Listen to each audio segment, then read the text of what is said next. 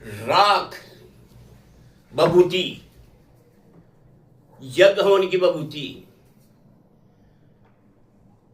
वह यज्ञ हवन की बभूति, संतों की बभूति यज्ञशाला की। और राख में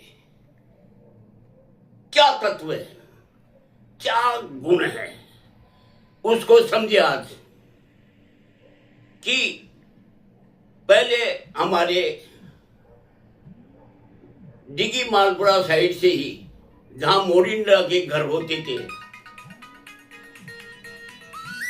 विदेश में भी मोरिंडा, विदेश में भी मोरिंडा के घर होते थे। वो वातानुकूल रहते थे, सर्दी में तो गर्म और गर्मी में ठंडे। ऐसी और फ्रिज कूलर भी फैलते, ऐसी ठंडक मोरिंडा के घरों में होती थी, जो करीब करीबी हिंदुस्तान में और मारवाड़ के झोंपे वो मौसम अनुकूल रहते थे। अब हमारे हर जगह चूल्हा जलता था। उस टाइम में चूल्हा जलता था तो उसकी राख रंगोली करते, परिंदा ऊंचा होता था और छोटे बच्चों का नीचे अलग से परिंदा होता था, जो बच्चे उसमें पानी पिए और हाथ वाथ साफ करके ऊंचा परिंदा, जिसके भी गेट होता था। और जहां बर्तन मांजते हैं वो राख से मांजे जाती थी। आज ऐसी मातृशक्ति बच्चियों को संस्कार नहीं दे रही है और इन साबुन तेलों से साफ करती है तो वो बर्तन साफ नहीं होते, मुंह नहीं देख सकते।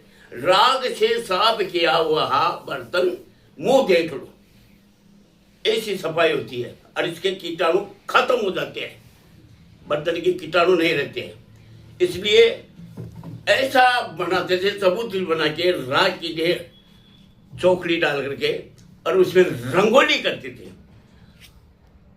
इसलिए साधु संत भी उस राख का महत्व समझते हैं। यदि कोई खाना नहीं मिला और ये जटाग्नि भूख से पीड़ित है, तो कई संतों को मैंने देखा है कि राख को ही घोल करके और उसको पी जाते थे और इस आत्मा को बढ़ा देते थे, पर किसी से मांगते नहीं है। थोड़े बेटे ही उस राख का